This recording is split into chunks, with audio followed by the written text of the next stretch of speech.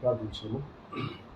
పరిశుద్ధమైన దేవమ్మ తండ్రి, నీ ప్రియప్రదమైన మమ్మల్ని నీ ప్రేమ ద్వారా ప్రేమించి సజీవమైనటువంటి పరిశుద్ధమైనటువంటి కుటుంబాలుగా ఏర్పాటు చేసుకొని తిరిగి ఈ మాసములు తండ్రి ప్రభ 4వ పరిశుద్ధ పునరుత్థాన దినముల తండ్రి ప్రభ ఆయన నీ యొక్క సన్నిధిని అనుభవించడానికి, నీ యొక్క పరిశుద్ధ వాక్కులను ధ్యానించడానికి మేము సిద్ధపడి ఉంటుండగా తండ్రి ప్రభ మీ యొక్క ఆత్మను తండ్రి ప్రభ నాతో మా అందరితో తండ్రి ప్రభ మీరు మాట్లాడి ఈ రహస్యాకుడికి తండ్రి ప్రభ మమ్మల్ని అన్ని విధాలుగా సిద్ధపరచుమని యేసుక్రీస్తు నామమున తండ్రి వేడుకొంచున్నాము స్వామి. ఆమేన్.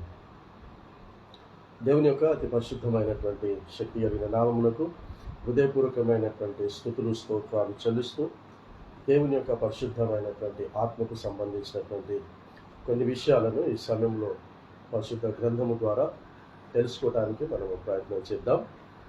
ఆ యొక్క ప్రయత్నమును పరిశుద్ధాత్మను సఫలీకృతం చేయును కాక.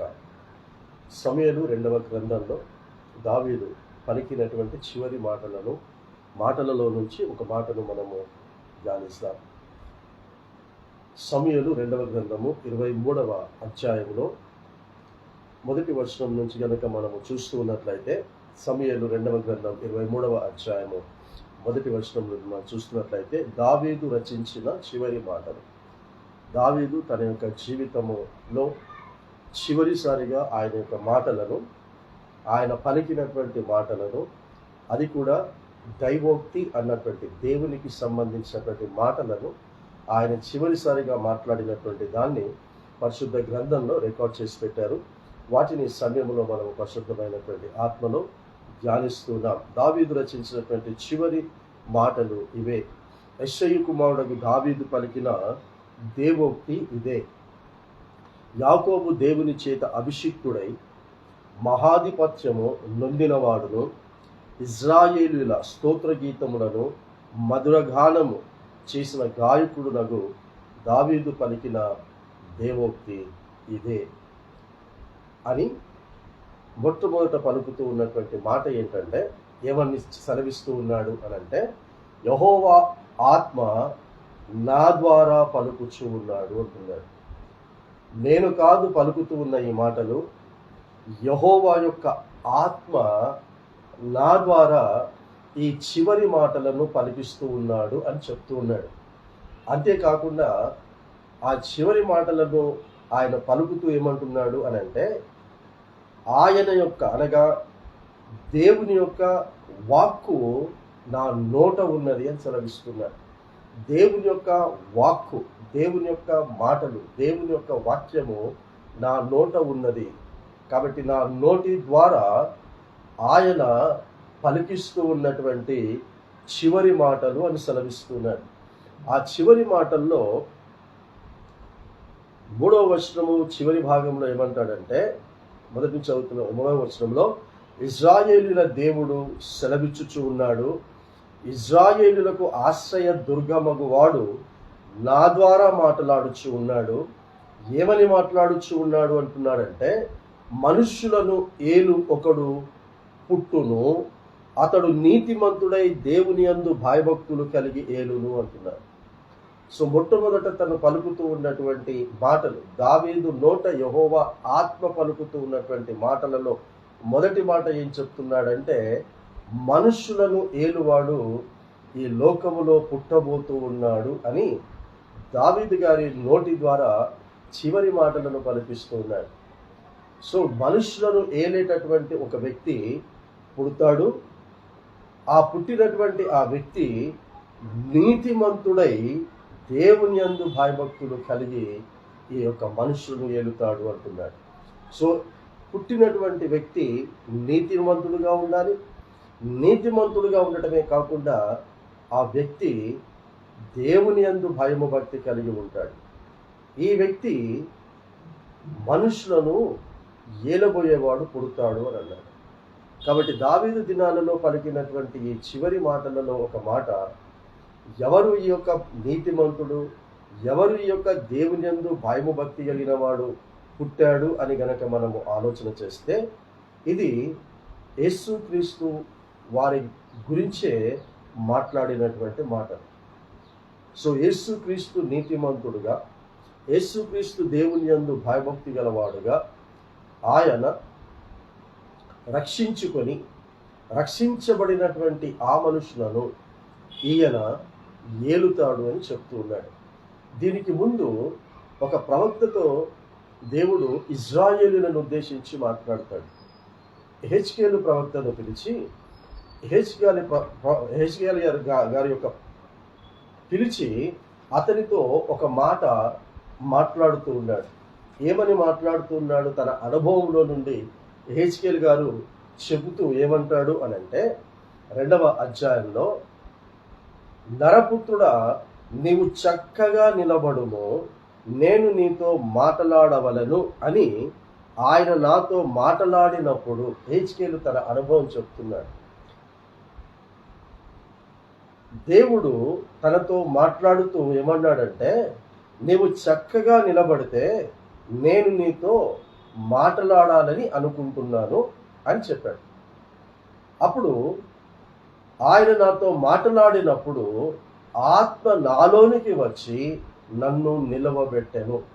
నీవు చక్కగా నిలబడుము అన్నప్పుడు నేను నిలబడాలి అనేటటువంటి ఆశ ఎప్పుడైతే నాకు కలిగిందో, దేవుని యొక్క మాటను నేను నెరవేర్చడానికి నిలబడమన్నప్పుడు, నేను నిలబడాలని ప్రయత్నం చేస్తున్నప్పుడు నా అంతటా నేనుగా నిలబడలేదు, కానీ దేవుని యొక్క ఆత్మ నాలోనికి వచ్చి నన్ను నిలవబెట్టింది అని అంటున్నాడు. కాబట్టి దేవుని యొక్క పని చెయ్యాలి అని అంటే, దేవుని కొరకు మనము ఈ లోకములో ఒక సాక్ష్య జీవితమును కలిగి ఉండాలి అని అంటే, దేవుని యొక్క ప్రతినిధిగా మనము ఈ లోకములో బ్రతకాలి అని అంటే, అది మన వలన సాధ్యము కాదు. అందుకే ఇప్పుడే దావీదు గారు మాట్లాడిన చివరి మాటల్లో ఏమంటున్నాడు అని అంటే, దేవుని యొక్క ఆత్మ నా ద్వారా మాట్లాడుచు ఉన్నది, ఆయన మాటలు నా నోట ఉన్నాయి అని అన్నాడు. నేను మాట్లాడటం లేదు, దేవుని యొక్క ఆత్మ నాతో మాట్లాడిస్తున్నాడు అని దావీదు గారు చెప్పాడు. ఇప్పుడు హెజ్కేలు గారు ఏమంటున్నారు అని అంటే, దేవుడు నన్ను చక్కగా నిలబడమన్నాడు, ఆయన నాతో మాట్లాడుతానన్నాడు. ఎప్పుడైతే నేను చక్కగా నిలబడటానికి ప్రయత్నం చేశానో, నిలబడలేనటువంటి పరిస్థితిలో నేను ఉన్నప్పుడు దేవుని యొక్క ఆత్మ నాలోనికి వచ్చి నన్ను నిలవబెట్టింది. నీకు ఆశ ఉంటే, నీకు కోరిక ఉంటే, దేవుని కొరకు నేను ఆయన ప్రతినిధిగా వాడబడాలి అనేటటువంటి ఆశ, కోరిక నీకు కలిగి ఉండి దాని కొరకు నువ్వు ప్రయత్నం చేస్తే తప్పకుండా దేవుని యొక్క ఆత్మ హెజ్కేలు ప్రవక్తలోని గారిలోనికి వచ్చి ఏ విధముగా నిలబెట్టి వాడుకున్నాడో అదే విధముగా నిన్ను, నన్ను, మనలను కూడా నిలబెట్టి వాడుకుంటాడు. ఆశ లేకపోతే, కోరిక లేకపోతే, ప్రయత్నం చేయకపోతే దేవుని యొక్క ఆత్మ మనలో పని చేయనివాడు. ఎప్పుడైతే ఈయన దేవుని యొక్క ఆత్మతలోనికి వచ్చి నిలబెట్టినప్పుడు నాతో మాట్లాడిన వారి స్వరము వింటిని. ఏమని మాట్లాడుతున్నాడు? నరపుత్రుడా, నా మీద తిరుగుబాటు చేసిన జనుల యొద్దకు, ఇశ్రాయేలుల యొద్దకు నిన్ను పంపుచూ ఉన్నాను. ఎవరి యొద్దకు? దేవుని యొక్క ఆత్మ చేత నిలబెట్టి పంపుతూ ఉన్నానని చెప్తున్నాడు అని అంటే, దేవుని మీద తిరుగుబాటు చేసినటువంటి ప్రజల మధ్యలోనికి నేను నిన్ను పంపిస్తున్నాను అని అంటున్నాడు. దేవునికి అనుకూలంగా బ్రతుకుతున్నటువంటి వారి కొరకు కాదు, దేవునికి ఇష్టమైనటువంటి జీవితమును జీవిస్తున్న వారి దగ్గరికి కాదట, దేవునికి మాటలకు వ్యతిరేకంగా జీవిస్తున్నటువంటి వారి మధ్యలోనికి నేను నిన్ను పంపించుచు ఉన్నాను, నువ్వు భయపడకుండా వెళ్ళాలి. ఏ ప్రజల మధ్యలోనికైతే నిన్ను పంపిస్తున్నానో వారు వింటారని నేను పంపించడం లేదు. వారు వినినను వినకపోయినను సరే నేను నిన్ను పంపిస్తున్నాను గనక నువ్వు వెళ్ళాల్సిందే. నువ్వు ఏది కూడా నీకు ఇష్టమైన మాటలు మాట్లాడకుండా, వారికి ఇష్టమైన మాటలు మాట్లాడకుండా, నేను ఏది మాట్లాడుకోవాలనుకుంటానో అదే నేను మాట్లాడుకుంటాను, నీ నోటి ద్వారా మాట్లాడుకుంటాను. అందుకే 23వ అధ్యాయము సమూయేలు 2వ గ్రంథంలో ఇప్పుడు మనం చూసిన విధముగా దావీదు చివరి మాటలు మాట్లాడుతూ ఏమంటున్నాడంటే, దేవుని యొక్క ఆత్మ నా ద్వారా మాట్లాడుచున్నాడు అని అన్నాడు. నేను మాట్లాడుతున్నాను అని అనలేదు. ఈ రోజున దేవుని కొరకు వాడబడుతున్నటువంటి ప్రజలమైనటువంటి మనమందరము కూడా, నేను మాట్లాడుతున్నాను, నా వలన రక్షణ కార్యము జరుగుతూ ఉంది, నా వలన ఫలానా కార్యం జరుగుతుంది కాదు. దేవుని యొక్క ఆత్మ మనలో ఉండి దేవుడే జరిగించుకుంటున్నాడు, దేవుడే మాట్లాడుకుంటున్నాడు. అదే చెప్తున్నాడు ఇక్కడ, నా మీద తిరుగుబాటు జనుల యొద్దకు, ఇశ్రాయేలు యొద్దకు నిన్ను పంపుచున్నాను, వారును వారి పితరులను నేటి వరకును నా మీద తిరుగుబాటు. వీరు మాత్రమే కాదు, వీరి పితరులు కూడా తిరుగుబాటు చేసి అరణ్యములో శవాలుగా రాలిపోయారు. వారు సిగ్గుమాలిన వారును కఠిన హృదయులనై ఉన్నారు. వారి యొద్దకు నేను నిన్ను పంపుచున్నాను. వారు తిరుగుబాటు చేయువారు గనక వారు వినినను వినకపోయినను తమ మధ్య ప్రవక్త ఉన్నాడని వారు తెలుసుకున్నట్లు ప్రభువు యెహోవా ఇలాగు సెలవిచ్చుచున్నాడు, నీవు వారికి ప్రకటింపవలను. సో ఎందుకు పంపిస్తున్నాను అంటున్నాడంటే, మాటలాడడానికి మాత్రమే, వారి బ్రతుకును సరిచేసుకోమని ప్రకటించటానికే నేను నిన్ను పంపిస్తున్నాను అని ఆనాడు యెహెజ్కేలు ప్రవక్త ద్వారా మాత్రమే కాదు, ఈ రోజున ఎవరు దేవుని యొక్క ఆత్మచేత అభిషేకించబడి దేవుని యొక్క సేవా పరిచర్యలో ఉండాలనుకుంటారో వారి ద్వారా దేవుడు చేసేటటువంటి మొట్టమొదటి పని ఏంటంటే, వారి మనస్సులను, వారి బ్రతుకులను, వారి ప్రవర్తనలను మార్చుకోమని ప్రకటింప చేయటానికి మాత్రమే అభిషేకిస్తారు. మిగతావన్నీ కూడా సెకండరీ. కానీ దురదృష్టకరమైనటువంటి విషయం ఏంటంటే, ప్రకటించబడటం అనేటటువంటిది తర్వాత అయింది. సూచక క్రియలు, అద్భుతాలు ఇవన్నీ కూడా మొదటి ప్రాధాన్యత ఇస్తున్నారు. కాదు, మొదట ప్రకటన, మారు మనసు పొందండి అని ప్రకటన. ఇప్పుడు మనము దావీదు గారు పలికిన చివరి మాటల్లో ఏమన్నాడంటే, మనుష్యులను ఏలువాడు పుట్టును, అతడు నీతిమంతుడై దేవుని యందు భయము భక్తి గలవాడై మనుషులను ఏలును అని ఇంతకు ముందే మనం చదువుకున్నాం. ఎవరు ఆ నీతిమంతుడు, భయము భక్తి గలవాడు పుడతాడు అని చెప్పాడంటే, అది యేసును ఉద్దేశించి చెప్పాడు. మరి యేసు వచ్చి ఈ ప్రవక్త అయినటువంటి యెహెజ్కేలు గారి ద్వారా ఏదైతే చెప్తున్నాడో ప్రకటించటానికి యేసు వచ్చాడు. ప్రకటించి ఆయన కొరకు వ్రాయబడిన మరణ పునరుత్థాన ప్రవచనాలను కూడా నెరవేర్పులోనికి వచ్చేటట్టుగా, నెరవేర్చేటట్టుగా ఆయన ఈ లోకంలోనికి వచ్చాడు. యేసుక్రీస్తు బాప్తిస్మం పొందిన తర్వాత ఆయన అరణ్యములోనికి వెళ్ళి అనే దానికంటే దేవుని యొక్క ఆత్మనే అతనిని బలవంతముగా అరణ్యములోనికి సాతాను చేత శోధింపబడుటకు తీసుకొని వెళ్ళాడు అని రాస్తాడు. దేవుని యొక్క ఆత్మ యేసుక్రీస్తు ప్రభువును తోడుకొని వెళ్ళింది అరణ్యములోనికి. ఉపవాసం మాత్రం ఉండటానికి కాదట, సాతాను చేత శోధింపబడుటకు. అక్కడ చూసినట్లయితే 4వ అధ్యాయంలో, అప్పుడు యేసు, మత్తయి సువార్త 4వ అధ్యాయంలో బాప్తిసం పొందాడు. 3వ అధ్యాయంలో 4వ అధ్యాయంలోకి వచ్చేసరికి, అప్పుడు యేసు అపవాది చేత శోధింపబడుటకు ఆత్మ వలన అరణ్యములోనికి కొనిపోబడను. సో దేవుని యొక్క సేవా పరిచర్య చేయాలి అని అంటే మన జీవితంలో సాక్ష్యం ఉండాలి.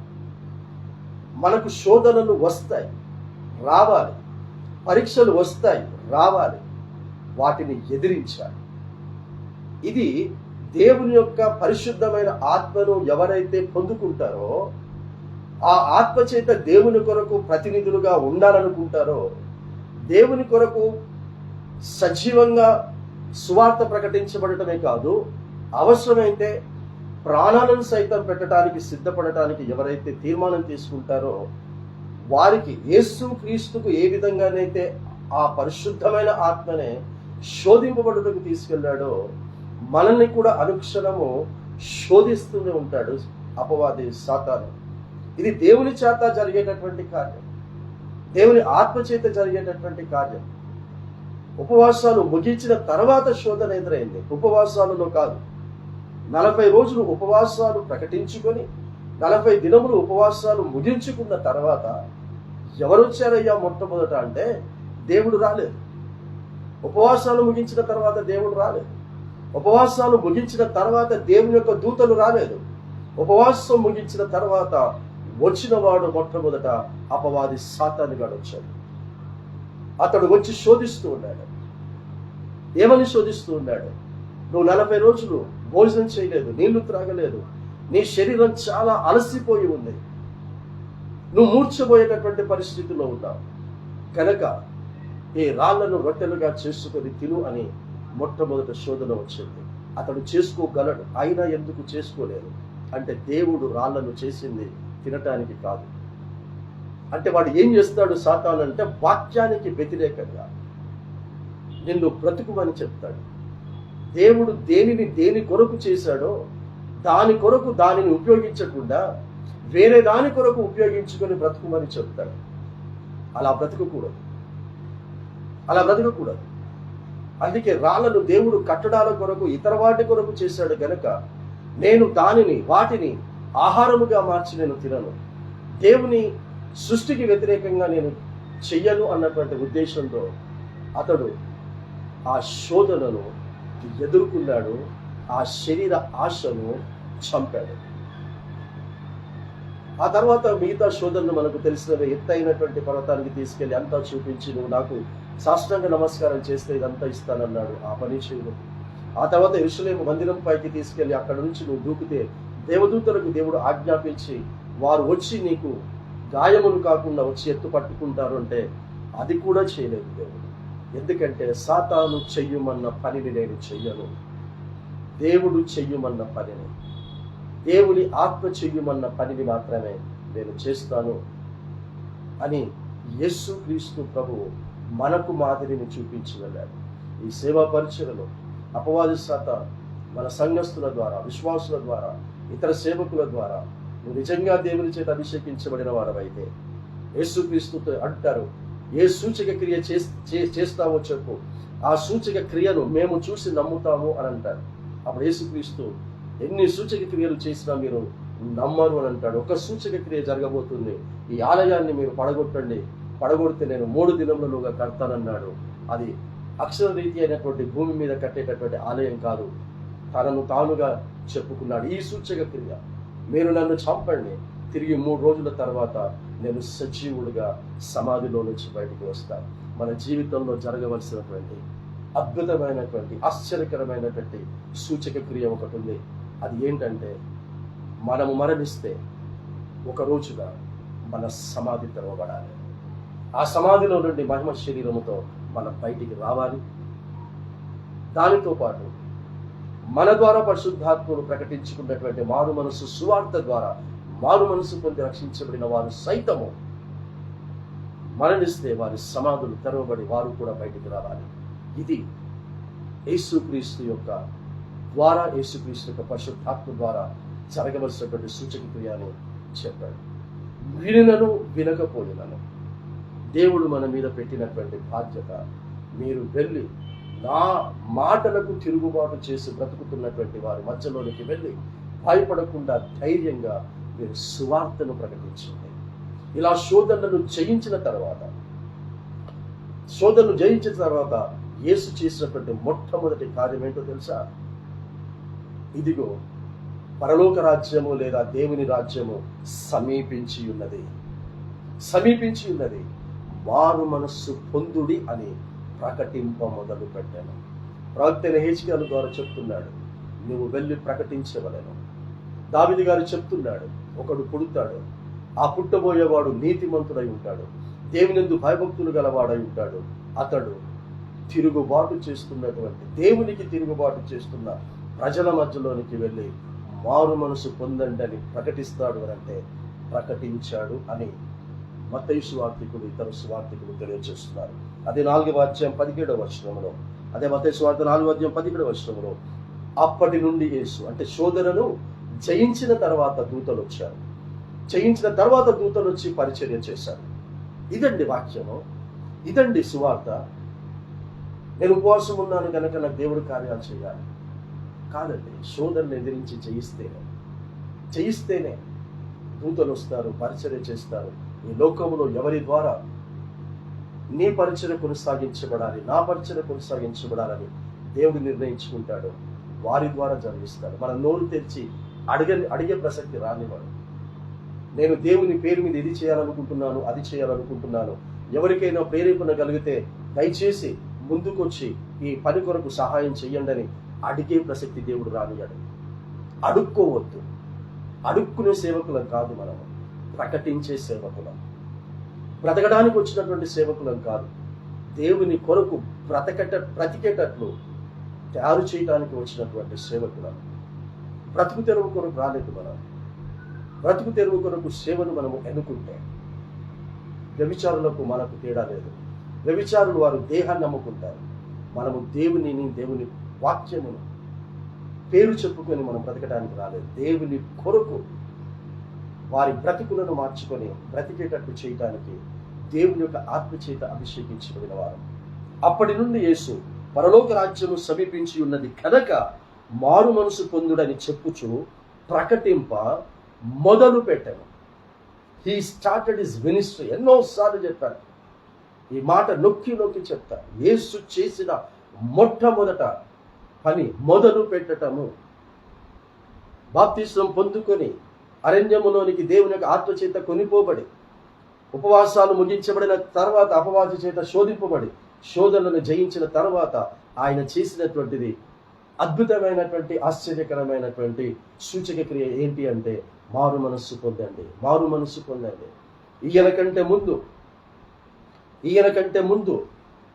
ఈయన యొక్క మార్గము సరళం చేయటానికి వచ్చినటువంటి బాప్తిస్మం ఇచ్చి యోహాను గారు కూడా ఆయన కూడా మారు మనస్సు పొందండి అని సెలవిచ్చాడు. మార్క్సు వార్త 1వ అధ్యాయం 4వ వచనంలో బాప్తిస్మం ఇచ్చి యోహాను అరణ్యములో ఉండి పాప క్షమాపణ నిమిత్తము మారు మనస్సు విషయమైన బాప్తిస్మము ప్రకటించుచు వచ్చెను. బాప్తిస్మం ఇచ్చి యోహాను ప్రకటిస్తూ ఉన్నాడు. ప్రవక్త యెహెజ్కేలుతో అంటున్నాడు, నువ్వు ప్రకటించాలి, వినకపోయినను ప్రకటించాలి. ఈ రోజున నేను దేవుని సేవకుణ్ణి అని ఎవరు చెప్పుకున్నా, నేను దేవునికి ప్రతినిధిగా నేనున్నానని ఎవరు చెప్పుకున్నా, వారు చేయవలసిన మొట్టమొదటి పని ప్రకటించాలి. బాప్తిస్మం ఇచ్చి యోహాను పాప క్షమాపణ నిమిత్తము మారు మనస్సు విషయమైన బాప్తిస్మము ప్రకటించుచూ వచ్చాను. ఎవరికి బాప్తిస్మం ఇస్తున్నాడు? అంతటా యూదయ దేశపు వారందరూ, యెరూషలేము వారందరూ బయలుదేరి అతని యొద్దకు వచ్చి బాప్తిస్మం ఇచ్చి యోహాను యొద్దకు వచ్చి తమ పాపములను ఒప్పుకున్న వారికి బాప్తిస్మం, పాపములను ఒప్పుకొనొచ్చు యోర్దాను నదిలో అతనికి బాప్తిస్మము అందరూ పొందుచూ ఉన్నారు. ఎవరు పొందుచూ ఉన్నారు? పాపములను ఒప్పుకొని బాప్తిస్మం ఇచ్చి యోహాను గారి ద్వారా బాప్తిస్మం పొందుకుంటున్నారు. ఇదే మత్తయి సువార్త 3వ అధ్యాయంలో అందరూ బాప్తిస్మం పొందుకుంటున్నారు కనుక మేము కూడా బాప్తిస్మం పొందుకుంటామని పాపములు ఒప్పుకోకుండా బాప్తిస్మం పొందుకోవడానికి వచ్చిన వారికి నా బాప్తిస్మం ఇచ్చి యోహాను మాత్రం బాప్తిస్మం ఇవ్వలేదు. ఏ యేసును నేను నమ్ముకున్నానో ఆ యేసుకు బాప్తిస్మం ఇచ్చిన యోహాను అందరికీ బాప్తిస్మం ఇవ్వలేదండి. పాపములను ఒప్పుకున్న వారికి మాత్రమే బాప్తిస్మం ఇచ్చాడు. 3వ అధ్యాయం 6వ వచనంలో తమ పాపములను ఒప్పుకొనుచు యోర్దాను నదిలో అతని చేత బాప్తిస్మము పొందుచు ఉండిరి.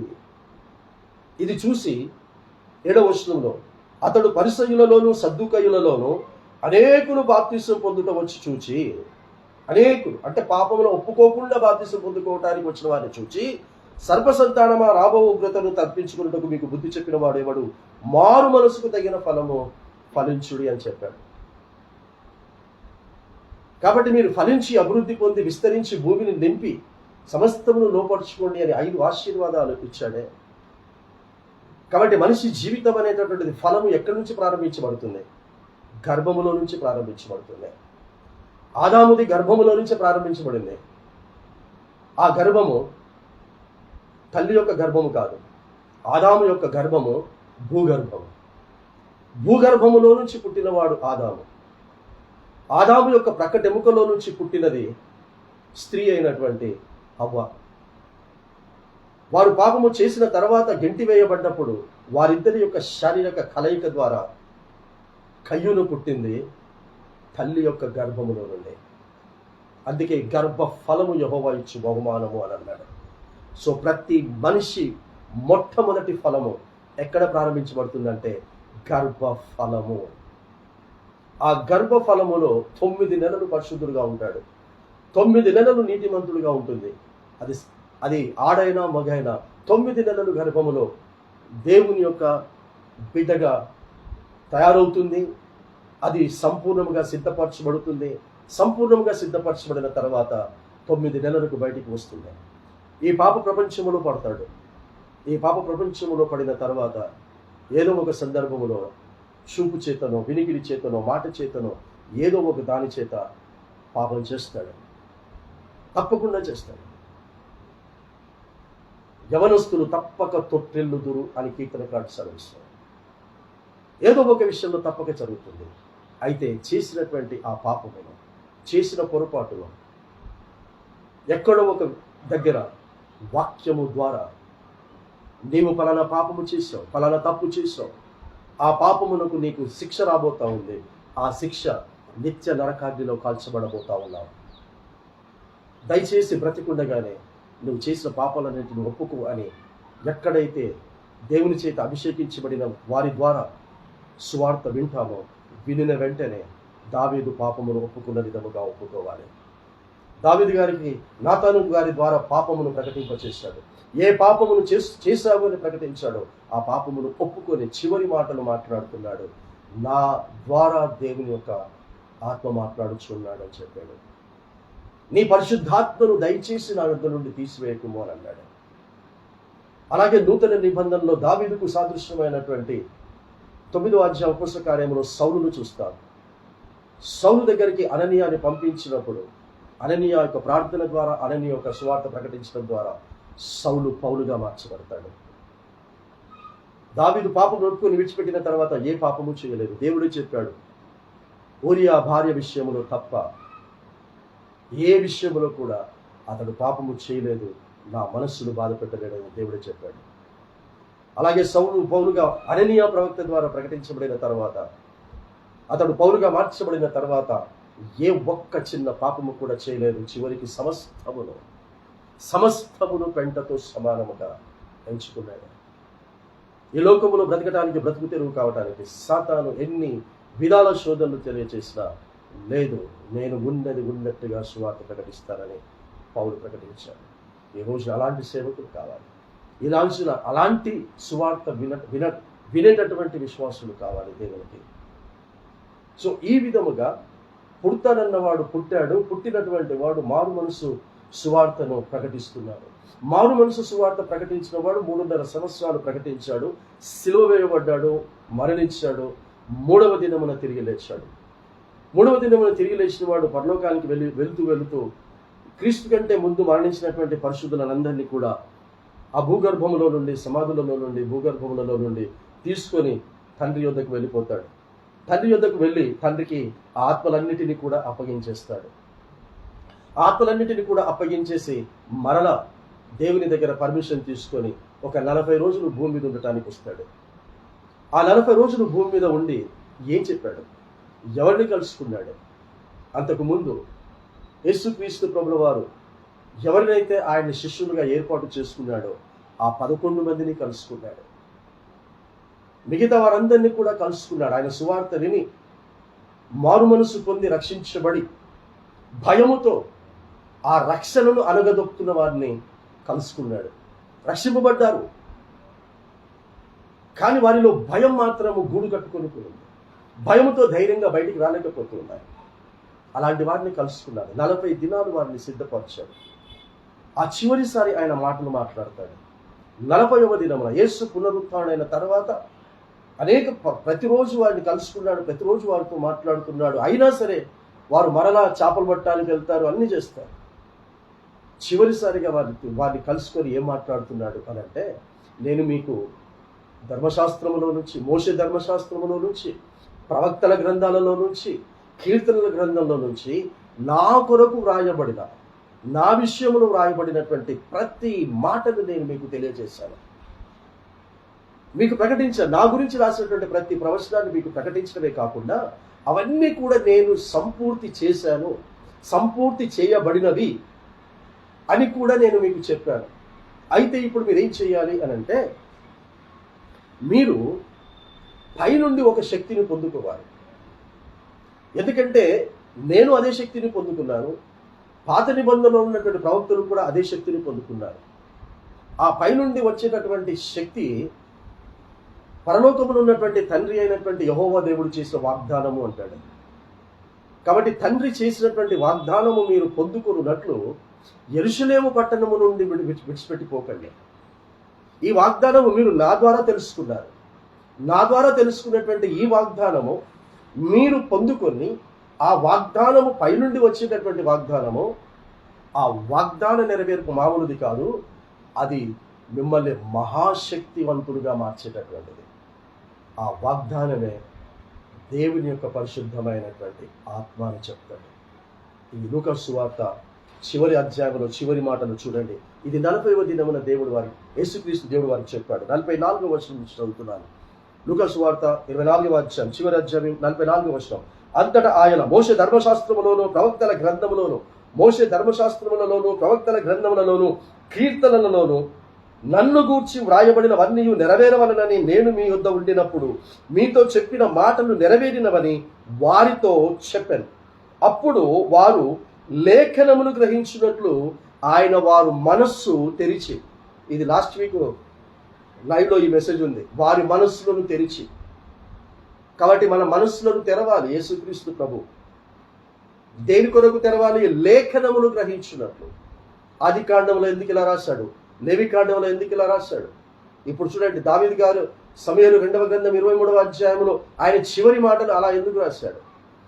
ప్రవక్త అయిన హెజ్కేలు గ్రంథంలో నుంచి 2వ అధ్యాయంలో ఎందుకు అలా రాశాడు? ఆ లేఖనమును గ్రహించినట్లు వారి మనసులను తెరిచాడు.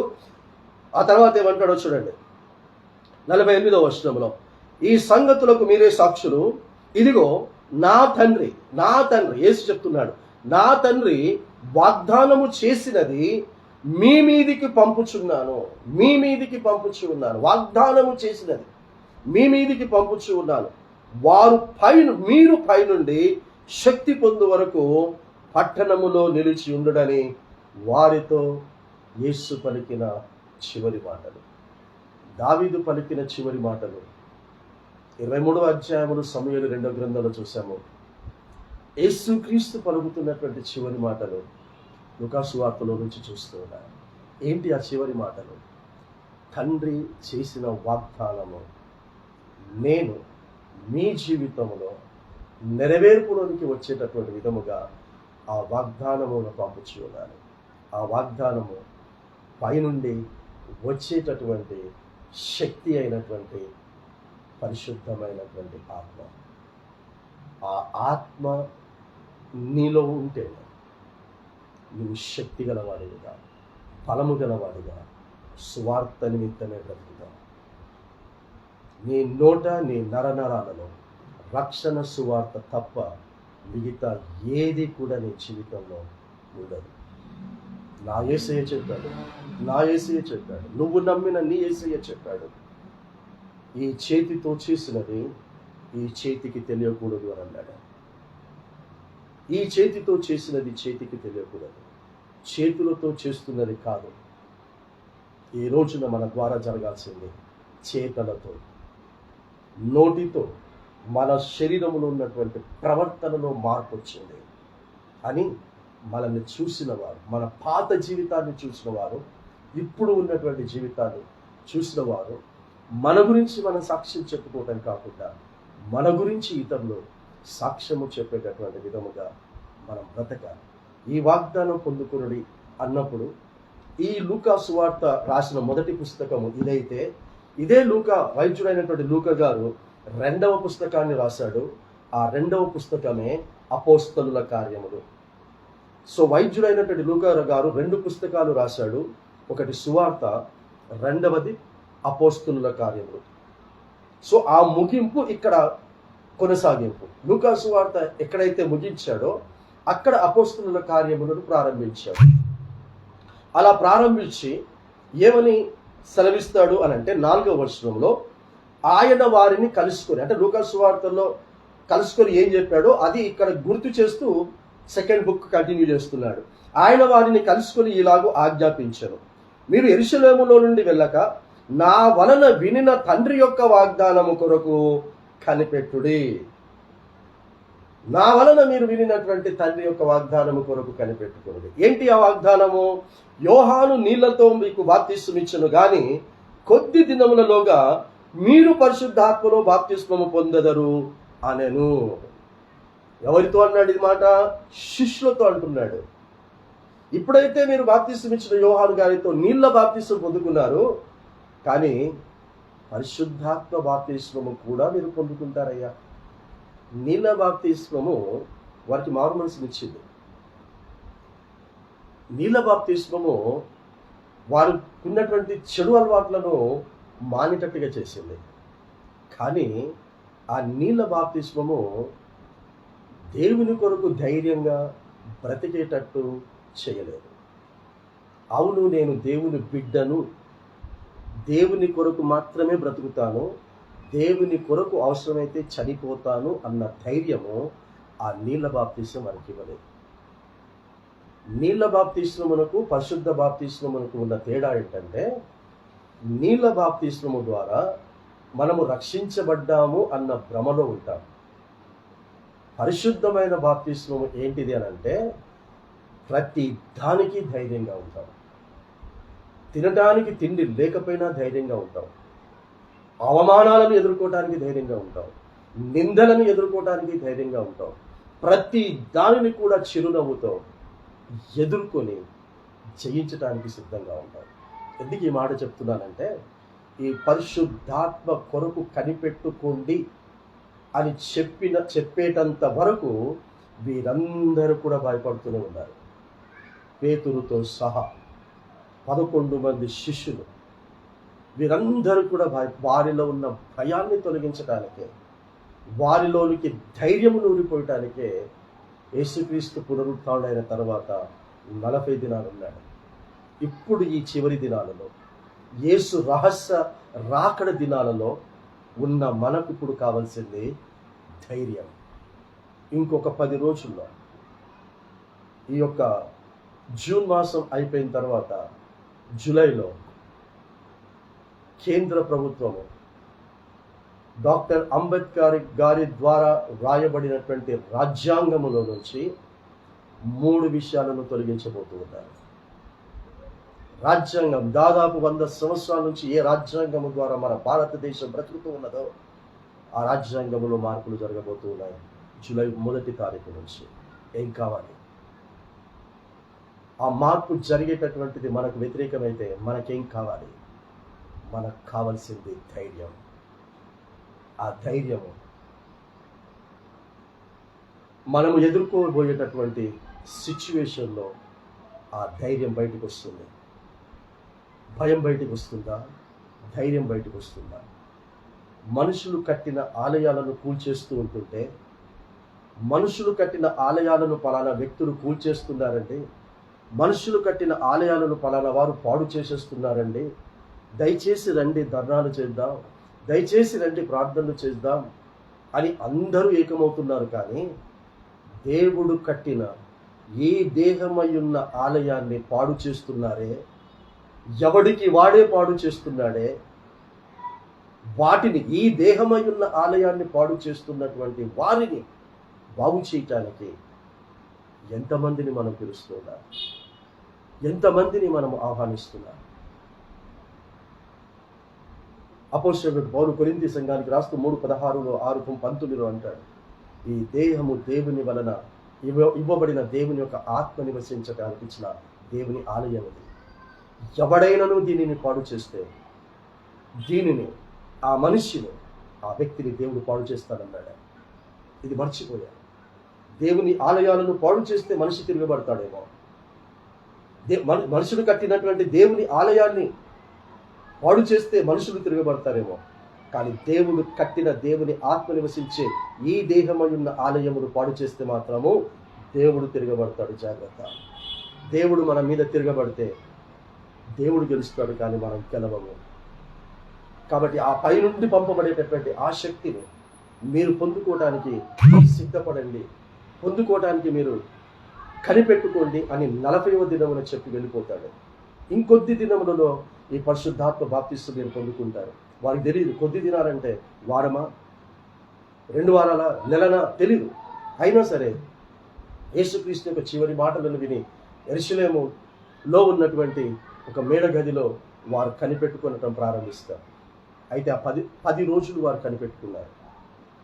కొద్ది రోజులు అన్న ఆ మాటకి 10 రోజుల్లో దేవుడు పరిశుద్ధాత్మను పంపించాడు. పెంతెకోస్తు పండుగ దినము అంటారు. పెంటా అనే గ్రీక్ వర్డ్లో 50 అని అర్థం. 50వ రోజున పరిశుద్ధాత్ముడు యేసుక్రీస్తు చేత పరలోకములో నుండి దేవుని యొక్క ఆత్మను పంపిన దినము. యేసు పునరుత్థానుడైన తర్వాత 50 రోజులకు పరిశుద్ధాత్ముడు భూమి మీదకి వచ్చాడు. ఇప్పుడు పరిశుద్ధాత్మ కొరకు కనిపెట్టే అవసరం లేదు. ఆ రోజుల్లో పరిశుద్ధాత్ముడు భూమి మీద లేడు గనక, ఆ పరిశుద్ధాత్మ భూమి మీద లేడు గనక, ఆ పరిశుద్ధాత్మ పంపబడుతుంది గనక కనిపెట్టుకోండి అని అన్నాడు. సో ఈ 10 రోజులు మీరు ఏం చేసి ఉంటారు? ప్రభువును పంపుతానన్న ఆత్మను పంపు అని అడిగింటారా? లేదు. పరిశుద్ధాత్మ పంపబడాలి అని అంటే ఈ 10 మంది కూడా, ఈ 120 మంది ఎంతమంది అయితే కూడుకున్నారో వీరందరూ కూడా వారి పాపములను జ్ఞాపకం చేసుకుంటూ వారి పాపములను ఒప్పుకోవాలి. ఆ పాపములను ఒప్పుకుంటే తప్ప పరిశుద్ధాత్ముడు పంపబడడు. కాబట్టి 10 రోజులు వీరు తప్పకుండా వారి పాపములను జ్ఞాపకం చేసుకొని, దయచేసి మమ్మల్ని పవిత్రులుగా చేయకుండా, దయచేసి మమ్మల్ని నీ పరిశుద్ధతతో మమ్మల్ని తయారు చేయి, మా పాపాలను క్షమించుమని తప్పకుండా అడిగింటారు. అందులో పేతురు ప్రార్థన చేసి ఉంటాడు. ఏమని అనంటే, ఏ నోటితోనైతే ప్రభువా నువ్వు ఎవరో తెలియదు అని బొంకాను, ఒక చిన్న పాప అడిగితే నా ప్రాణమును ఎక్కడ తీసేస్తారో దాని ప్రాణ భయంతో నువ్వెవరో తెలియదు అని బొంకాను ప్రభువా. యూదా ఇస్కరియోతు కంటే కూడా ఘోరమైనటువంటి పాపం నేను చేశాను. అతడు డబ్బును ఆశించి నిన్నప్పగించాడు, కానీ నా ప్రాణమును కాపాడుకోవటానికి నువ్వెవడవో నాకు తెలియదు అన్నాను. 3.5 సంవత్సరాల సాంగత్యము నీతో కలిగి నువ్వెవరో తెలియదని కోరుతాను. దయచేసి నన్ను క్షమించు అని అతడు చేసిన పాపాలు ఒప్పుకున్నాడు. అందుకే పెంతెకోస్తు పండుగ దినమున యేసు, మళ్ళీ చెప్తున్నాను, యేసు మరణమై పునరుత్థాన దినము నుంచి లెక్క పెట్టుకోవాలి, ఆరోహణమైనప్పటి నుంచి కాదు. కాబట్టి పునరుత్థాన తర్వాత 40 దినాలు భూమి మీద ఉన్నాడు. 40వ దినమున కనిపెట్టుకోండి అని చెప్పి వెళ్ళిపోయాడు. వెళ్ళిపోయిన తర్వాత 10 దినములకు పరిశుద్ధాత్మ అపోస్తలుల కార్యం 2వ అధ్యాయంలోనికి దిగి వచ్చాడు. ఎలా వచ్చాడు? ఎక్కడ వ్రాలాడు అనంటే వారి నాలుకల మీద వ్రాలాడు పరిశుద్ధాత్మను. ఎలా వ్రాలాడు? అగ్ని జ్వాలల వంటివి నాలుకలను విభాగించినట్టుగా వారికి కనబడ్డాయి అని అంటాడు. చూడండి ఒకసారి, అపోస్తలుల 2వ అధ్యాయం 2. పెంతెకోస్తు పండుగ దినము వచ్చినప్పుడు అందరూ ఒక చోట కూడి ఉండిరి. అప్పుడు వేగముగా వీచు బలమైన గాలి వంటి ఒక ధ్వని ఆకాశము నుండి అకస్మాత్తుగా వారు కూర్చుండి ఉన్న ఇల్లంతా కూడా నిండింది. ఏం నిండింది? గాలి. బలమైన గాలి లోపలికి వచ్చేసింది. ఆ గాలి నిండింది.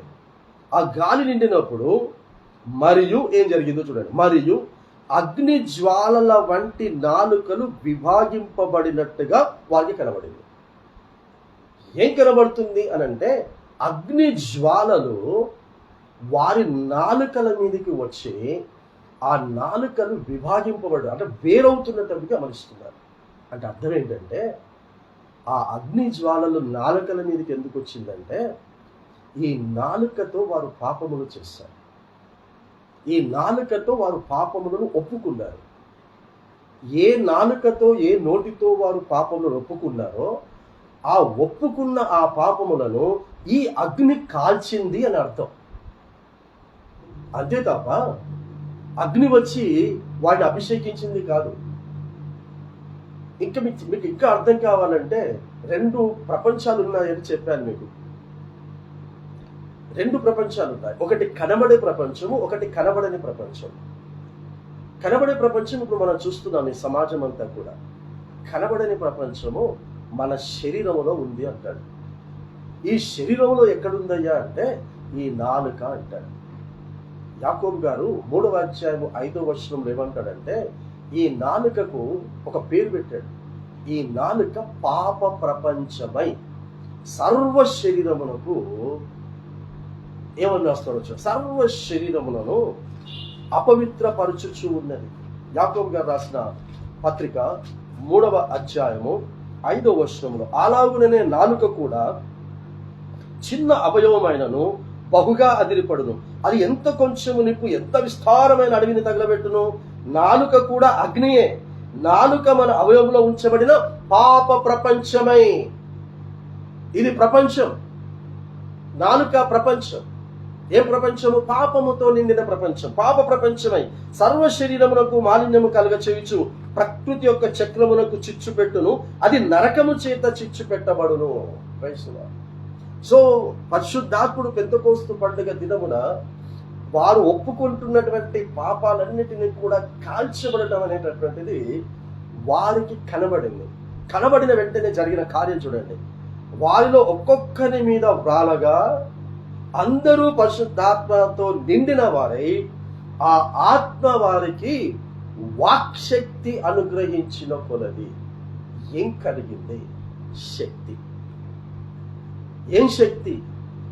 ఎముకలను బలపరిచే శక్తి కాదు, నరాలను బలపరిచే శక్తి కాదు, శరీరంలో ఉన్న అవయవాలను బలపరిచే శక్తి కాదు, వాక్కును ప్రకటించేటటువంటి శక్తి, వాక్యములో ఉన్న శక్తి వారికి కలిగింది. ఈ 11 మంది శిష్యులు యేసు చనిపోకముందు సువార్త ప్రకటించలేదా? ప్రకటించారు. నా ప్రియ సహోదరి, యేసు అభిషేకించి పంపించాడు. బ్రతికున్నప్పుడు వారి మీద చేతులుంచి అపవిత్రాత్మను వెళ్ళగొట్టబడినట్లుగా కూడా వారికి శక్తినిచ్చాడు. స్వస్థతలు వారి ద్వారా కలిగేటట్టు శక్తినిచ్చాడు. సువార్త వారి ద్వారా ప్రకటించబడేటట్టుగా కూడా వారికి అభిషేకించి పంపిస్తే వారు తిరిగి వచ్చి చెప్తుంది ఏంటో తెలుసా? ప్రభువా, ఏ శక్తినైతే మాకు ఇచ్చి పంపించావో నూనె రాచి ప్రార్థనలు చేస్తే అపవిత్రాత్మలు పారిపోతున్నాయ్యా, దయ్యములు వెళ్ళగొట్టబడుతున్నాయి ప్రభువా, స్వస్థతలు కూడా కలుగుతున్నాయి అన్నారు. కానీ ఒక్కరు కూడా మారు మనసు పొందారు అని చెప్పలే. అంటే వారు సువార్త ప్రకటిస్తుంటే ఎవడు మారతలేడు. అప్పుడు యేసు అన్నాడు, దయ్యాలు పారిపోతున్నాయని సంతోషించకండి, స్వస్థతలు కలుగుతున్నాయని సంతోషించకండి, మీ ద్వారా ఇన్ని గొప్ప కార్యాలు జరుగుతున్నాయి కదా, అసలు మీ పేర్లు పరలోకము గ్రంథంలో ఉన్నాయో లేదో చూసుకోండి అన్నాడు. యేసు దగ్గర ఉన్న శిష్యులతో యేసు అంటున్నాడు.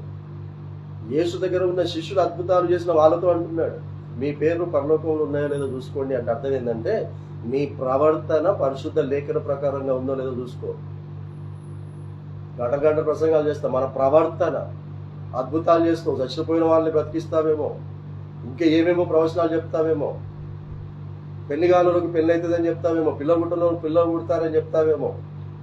నీ ప్రవర్తనను చూసుకున్నాను. నీ చూసుకున్న తర్వాత నీ పాపములను ఒప్పుకొనుము, అన్నిటినీ భరించుము, అన్నిటినీ సహించుము, మౌనము కలిగి దేవుని యొక్క రహస్య రాకడ కొరకు బ్రతకండి.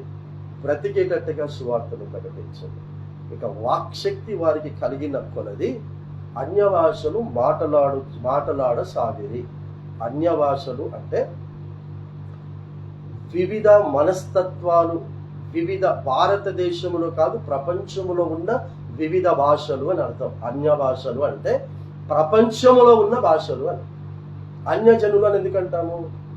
అన్యజనులు అని ఎందుకంటామంటే అందరూ ఒకే దేవుణ్ణి ఆరాధించడం లేదు గనక. అన్యజనులు అంటే వారికి ఇష్టమైన దేవుళ్ళను, వారికి ఇష్టమైనటువంటి దేవతలను ఆరాధిస్తున్నారు, పూజిస్తున్నారు గనక అన్యజనులు అని అంటారు.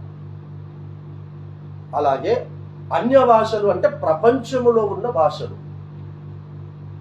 ఇప్పుడు నేను పరిశుద్ధాత్మ చేత నింపబడితే నేను ఒక భాష మాట్లాడితే ఆ భాష ఏ భాష ఉండాలంటే ప్రపంచంలో ఏదో ఒక చోట ఆ భాష మాట్లాడే వాళ్ళై ఉండాలి. ఆ ప్రపంచంలో ఎవరో ఒక చోట ఆ భాష మాట్లాడేటటువంటి వారి భాషనే మాట్లాడాలి. అది వరం అంటే. అంతేగాని ఏదో నోటుకొచ్చినటువంటి జబరీష్ భాష మాట్లాడి ఏ భాష మాట్లాడావు బ్రదర్ కాస్త చెప్పంటే ఇది భాష బ్రదర్ అంతే కాదు. ఫ్రాన్స్ మాట్లాడుతున్నావా, జర్మనీ మాట్లాడుతున్నావా, మలయాళం మాట్లాడుతున్నావా, కన్నడ మాట్లాడుతున్నావా, ఏ భాష మాట్లాడుతున్నావు చెప్పు. అది కాకుండా లేదు, ఈ భాష కాకుండా వేరే భాషలో నేను మాట్లాడుతున్నానంటే నీ అంత పనికి మాలినటువంటి దౌర్భాగ్యుడు అయినటువంటి వ్యక్తి ఇంకొకరు ఉండడు. ఇప్పుడు ఈ అన్య భాషలు అన్నటువంటి దానికి కింద మీరు చదివితే వింటున్నటువంటి వారు ఏమంటున్నారో చూడండి. మీరు మాట్లాడుతున్న మాటలు వింటున్నటువంటి వారు ఏం చెప్తున్నారో దాన్ని బట్టైనా మీరు అర్థం చేసుకోండి. వింటున్న వారు ఏమంటున్నారు? 3 చోట రాస్తాడు ఈ మాట. అపోస్తలుల 2వ అధ్యాయం 6వ వచనంలో, అపోస్తలుల 2వ అధ్యాయం 6వ వచనంలో, ఈ శబ్దము కలగగా జనులు గుంపులుగా కూడి వచ్చి ప్రతి మనుష్యుడు 120 మంది ప్రతి మనుష్యుడు ఏం చేస్తున్నారట? తన స్వభాష వారు మాట్లాడుట విని కలవరపడి. యెరూషలేము పట్టణానికి కొన్ని లక్షల మంది వచ్చారు. వీరు చెదిరిపోయారు. వీళ్ళంతా కూడా చెదిరిపోయి పండుగ, అప్పుడు పెద్దకోస్తు పండుగ చేసుకోవడానికి యెరూషలేము పట్టణానికి వచ్చారు. వెళ్ళిపోయి చెదిరిపోయి అక్కడక్కడ ఉన్నటువంటి భాషలు వారు నేర్చుకుని అక్కడి భాషలు వారు మాట్లాడే అలవాటు అయిపోయింది.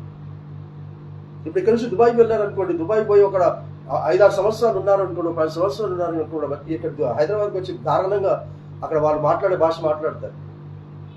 అట్లా ఇక్కడ యూదులు, ఇజ్రాయిల్ అందరూ కూడా చెదిరిపోయి అక్కడ భాషలు మాట్లాడుతుంటే వీరేమంటున్నారంటే తన స్వభాష వారు మాట్లాడుట విని కలవరపడేది. అన్య భాషలు మాట్లాడుతున్నప్పుడు వింటున్న వారు ఏమంటున్నారు?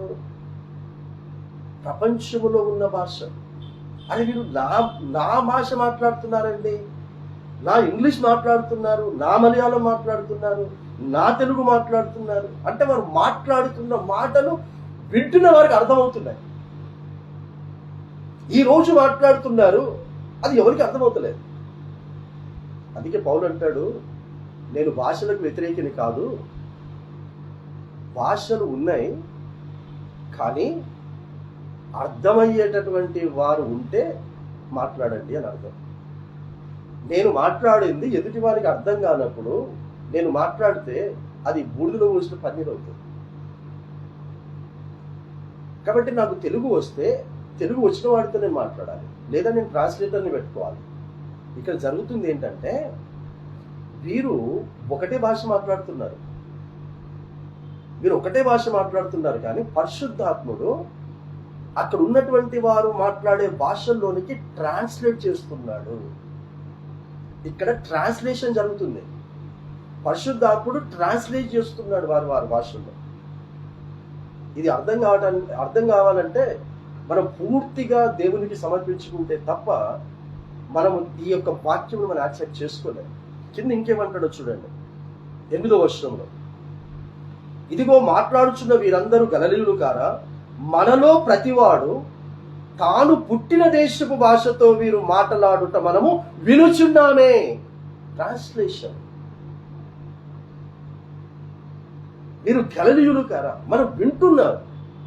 వారు మాట్లాడుతుంది ఒకటి, కానీ మనకు వినబడుతుంది మన మాతృభాషలో వినబడుతుంది. ఏంటి ఇదెక్కడి ఆశ్చర్యం!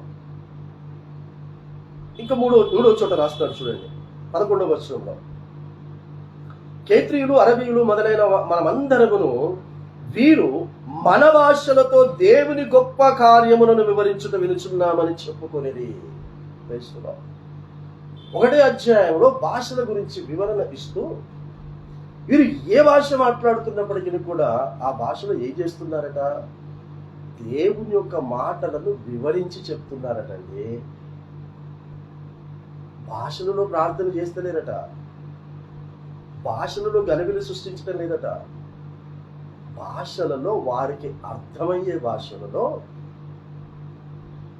పరిశుద్ధ గ్రంథములో ఉన్నటువంటి దేవుని లేఖనాలను వారు గ్రహించేటట్లుగా వినిపిస్తున్నారు.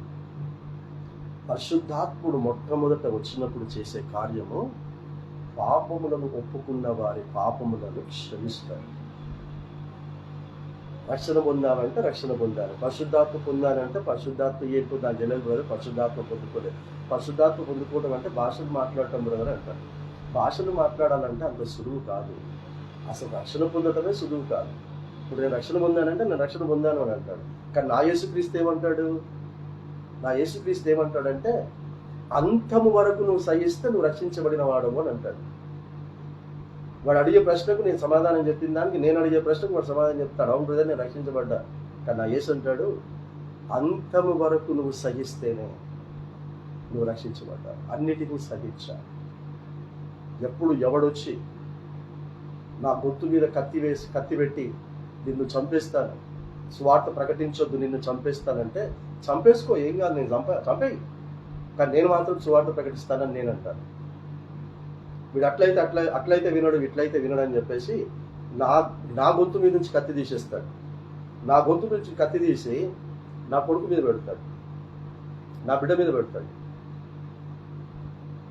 నువ్వు సువార్త ప్రకటించ మానేకపోతే నీ కొడుకు గొంతు కోస్తాను అంటాడు, నీ కూతురు గొంతు కోస్తాను అంటాడు. ఏం చేస్తావు? నా ప్రేరణ పెట్టడానికి సిద్ధమైంది. కానీ దేవుని సువార్త ప్రకటిస్తున్నటువంటి నా దగ్గరికి వచ్చి నీ పిల్లల్ని చంపేస్తాను అని అంటే కాస్త వెనకడుగు వేస్తాను. అయినా ధైర్యం చేసి వాళ్ళని చంపినా పర్వాలేదు, నేను మాత్రం సువార్త ప్రకటిస్తాను, నేను మాత్రం దేవుని కొరకు హతసాక్షిగా నేను నా పిల్లలు అంటాం. అక్కడ నుంచి వారి గొంతు మీదకి కత్తి తీసేస్తాడు. తీసుకెళ్ళి నా మన్మరాళ్ళ దగ్గరికి వెళ్తాడు, వాళ్ళ మీద కత్తి పెడతాడు. ధైర్యం ఉందా?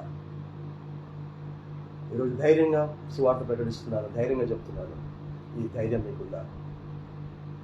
సువార్త వింటున్న బిడ్డలారా, అంతము వరకు సహిస్తేనే మనం రక్షించబడేవాళ్ళం. ఆఫ్టర్ ఆల్ ఒక అమెరికాకి, ఆఫ్టర్ ఆల్ ఒక న్యూజిలాండ్కి, ఆఫ్టర్ ఆల్ ఒక పట్టణానికి పోవాలంటే కష్టపడుతున్నారు. వివిధ రకాలమైన ట్రైనింగ్లు తీసుకుంటున్నారు. అక్కడ మాట్లాడేటటువంటి ఆ స్లాంగ్లో ఇక్కడ ట్రైనింగ్ తీసుకుంటున్నారు, ఇంగ్లీష్లో. ఒక దేశంలో విడిచిపెట్టి ఇంకో దేశానికి వెళ్ళడానికి ఎంత కష్టమైతే దేవుడిని నివసించే పరిశుద్ధ పట్టణమైనటువంటి పరలోకంలో నివసించడానికి ఎంత సులువైనది అనుకుంటున్నావు నాకు? It is not so easy. త్యాగాలు చేయాలి నా ప్రియుడా. త్యాగం చేయకుండా నేను క్రైస్తవుడిని, నేను రోజుకు 10 సార్లు బైబిల్ చదువుతున్నాను, నేను రోజుకు పాటలు పాడుతున్నాను, రోజుకు ప్రసంగాలు చేస్తున్నాను. కాదు, దేవుని కొరకు బ్రతకటం అంటేనే త్యాగం. అపోస్తలుడైన పౌలు కొరింథీ సంఘానికి రాసిన 13వ అధ్యాయం అంటే, నేను దేవదూతల భాషలు మాట్లాడినను. నేను అన్నాడు, నేను అంటే పౌలు ఒక్కడే దేవదూతల భాష మాట్లాడాడు. ప్రపంచములో మాట్లాడే భాషలు మాట్లాడగలుగుతాడు, దేవదూతలు మాట్లాడే భాషలు మాట్లాడతాడు. ఈ రోజున ఈ ప్రపంచంలో ఒక వ్యక్తికి అర్థమయ్యేటటువంటి భాషలు మాట్లాడాలి. రెండవది, దేవుడు అర్థం చేసుకునే ఈ ప్రపంచ భాషలు కాకుండా దేవుని యొక్క దూతలు మాట్లాడే భాషలు మనం మాట్లాడాలి. అది మాట్లాడాలంటే పౌలు సమస్తమును పెంటతో సమానముగా ఎంచుకున్నాడట. సమస్తము. అందులో ఆయన అంటాడు, యేసుక్రీస్తు ఎలా కొరడా దెబ్బలు తిన్నాడో అలాగే నేను కూడా కొరడా దెబ్బలు తినాలని, ఆ అనుభవం ఎలా ఉంటుందో తెలుసుకోవాలని అనుకున్నాడు. యేసుక్రీస్తు ముఖం మీద ఉమ్మి వేస్తే ఎలా సహించాడో ఆ అనుభవము నాకు కూడా ఉండాలని అనుకున్నాడు. ఇలా ఒక్కొక్కటి చెప్తుంటే సమయం అవుతుంది. యేసుక్రీస్తు ఏదేది అనుభవించాడో అవన్నీ కూడా నా అనుభవంలోనికి వస్తే బాగుండును అని అన్నాడు. ఈ పత్రికలు చదువుకోండి. అందరికీ ఒకే అనుభవం.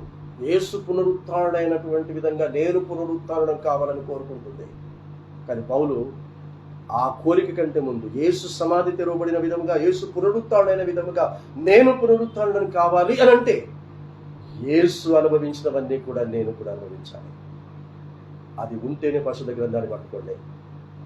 అది ఉంటేనే పరిశుద్ధ గ్రంథాన్ని బోధించండి. పొట్ట తిప్పని కొరకు వద్దు నా ప్రియ సహోదరి, నా ప్రియ సహోదరుడా. యేసును మనము నమ్ముకున్నది యేసు మనకు ఏదో చేస్తాడని కాదు. యేసు క్రీస్తును మనము నమ్ముకున్నది యేసు కొరకు చేయటానికి. యేసు కొరకు చేయటానికి మనం యేసుక్రీస్తును నమ్ముకున్నాం. యేసు క్రీస్తు చేత చేయించుకోవడానికి మనం యేసుక్రీస్తును నమ్ముకోలేదు. ఒకవేళ పుట్టుక క్రైస్తవుడు అలా బ్రతికామేమో, అలా నేర్పించారేమో. కానీ ఈ రోజున మాత్రం ఆయనతో చేయించుకోవడానికి కాదు, ఆయన కొరకు మనము చేయటానికి. అందుకే అపోస్తలుల కార్యం 2వ అధ్యాయంలో వారికి కావలసినవన్నీ చేసి పెట్టాడు. కానీ అపోస్తలుల కార్యంలో ఏమంటున్నాడంటే, మీరిప్పుడు నా కొరకు చేయాలి. పైనుండి పరిశుద్ధాత్మ శక్తిని పొందుకొని మీరు వెళ్ళి మారు మనసు సువార్త ప్రకటించాలి అని అన్నాడు కదా. కాబట్టి అపోస్తలుడైనటువంటి పౌలు ఒక మాట అంటాడు, కొరింథీ సంఘానికి రాసినటువంటి మొదటి పత్రిక 2వ అధ్యాయం 10వ వచనంలో ఏమంటాడంటే, 2వ అధ్యాయం 10వ వచనంలో దేవుని యొక్క ఆత్మ విషయము చెప్తూ ఏమంటాడంటే, 2వ అధ్యాయం 10వ వచనంలో, మనకైతే ఎవడెటుపోతే మనకెందుకండి, ఎలాంటి విశ్వాసులుగా బ్రతికితే మనకెందుకండి. ఈ రోజున దేవుడు అప్పులు తీరుస్తాడని సంఘాలు మారుస్తున్నారు. అప్పులు తీర్చడానికి దేవుడు కావాలా నీకు? స్వస్థతలను తీర్చడానికి దేవుడు కావాలా నీకు? నీ బ్రతుకును మార్చడానికి దేవుడు అక్కర్లేదా? నీ మనస్సును మార్చడానికి దేవుడు అక్కర్లేదా? అప్పులు తీర్చేస్తే పరలోక రాజ్యానికి వెళ్ళిపోతావా? నీకు ఆరోగ్యాన్ని ఇచ్చేస్తే పరలోక రాజ్యానికి వెళ్ళిపోతావా? నీకు పెళ్లి చేస్తే పరలోక రాజ్యానికి వెళ్ళిపోతావా? నీకు పిల్లల్ని ఇచ్చేస్తే పరలోక రాజ్యానికి వెళ్ళిపోతావా? ఉద్యోగం ఇస్తే పరలోక రాజ్యానికి వెళ్ళిపోతావా? ఇల్లు కట్టుకోవడానికి ఇల్లు ఇస్తే పరలోక రాజ్యానికి వెళ్ళిపోతావా? లేదే. ఏమంటున్నాడు చూడండి, మనకైతే దేవుడు వాటిని తన ఆత్మ వలన బయలుపరిచి ఉన్నాడు. ఆ ఆత్మ అన్నింటినీ దేవుని మర్మములను కూడా పరిశోధించుచు ఉన్నాడు. క్రైస్తవుడు, ఇవన్నీ కూడా మర్మాలండి. ఇవి దేవుని యొక్క ఆత్మ చేస్తాడు. ఇది పరిశోధించుచు ఉన్నాడు. ఒక మనుషుని సంగతులు అతనిలో ఉన్న మనుష్య ఆత్మకే గాని మనుషులలో మన ఎవరికి తెలియదు. అలాగే దేవుని సంగతులు దేవుని ఆత్మకే గాని మరి ఎవరికి కూడా తెలియదు. సో దేవుని యొక్క ఆత్మ వచ్చి ఆ ఆత్మ అవసరతల అక్కల గురించి చెప్తాడు నీకు. దేవుని యొక్క ఆత్మ వచ్చి కూడా శరీర అవసరతల అక్కల గురించి ఎలా చెప్తాడండి? సో దేవుని యొక్క ఆత్మ నాలోనికి వస్తే ఆ ఆత్మకు సంబంధించినటువంటి వాటిని నీకు తెలియజేస్తాడు. ఆ ఆత్మ సిద్ధపాటును దేవుడు నీకు తెలియజేస్తాడు. ఎంత క్లియర్ అక్కడ జ్ఞాపకం చేస్తున్నాడు చూడండి. 6:11 కూడా చూడండి ఒకసారి. దాంట్లోనే 6వ అధ్యాయం 11వ వచనంలో ఇలా చెప్పుకుంటూ పోతే చాలా ఉన్నాయి.